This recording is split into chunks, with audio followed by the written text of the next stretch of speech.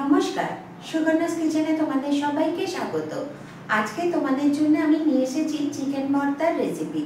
তো চলো কিভাবে বানাই সেটা একবার দেখে নাও।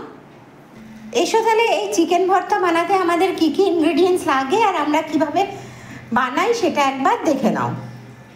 চিকেন ভর্তা বানানোর জন্য আমার লাগবে চিকেন, যেগুলোকে ধুয়ে সেদ্ধ করে একটু পুড়িয়ে নিয়েছি। এছাড়া এটা হচ্ছে টমেটো, সেটাকেও পুড়িয়ে নিয়েছি। এটা পেঁয়াজ ভাজা,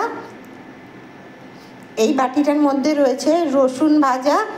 এটা হচ্ছে লঙ্কা, শুকনো লঙ্কা আর কাঁচা লঙ্কা ভাজা, কাঁচা পেঁয়াজ, লেবুর রস। প্রথমে একটা প্লেট নিয়ে নিলাম, এর ভেতরে চিকেনগুলোকে দিয়ে এই চিকেনগুলোকে একটু ছাড়িয়ে ছাড়িয়ে নেব। এইভাবে ছাড়িয়ে ছাড়িয়ে নিচ্ছি। যে টমেটোটাকে পুড়িয়ে রেখেছি সেই টমেটোটারও খোসা ছাড়িয়ে দিয়ে দেব। একটু মেখে নিচ্ছি।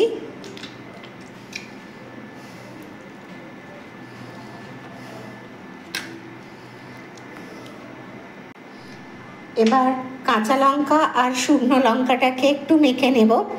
তোমাদের যদি আমার এই চিকেন ভর্তার রেসিপি ভালো লাগে তো লাইক করবে, শেয়ার করবে আর কমেন্ট করে আমায় জানাবে কেমন লাগলো।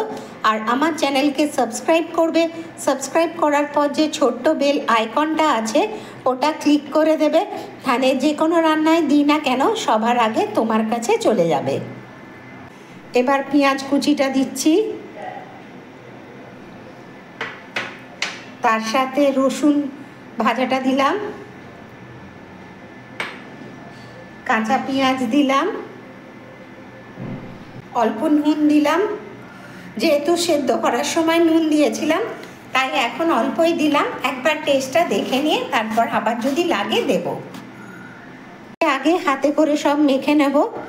আর এই রান্নাটা যদি তোমরা ফেসবুক থেকে দেখো তাহলে অতি অবশ্যই আমার ফেসবুক পেজকে ফলো করো, লাইক করো, রান্নাটাকে শেয়ার করে দিও আর কমেন্ট করে আমাকে জানিও কেমন লাগলো তোমাদের এই চিকেন ভর্তা।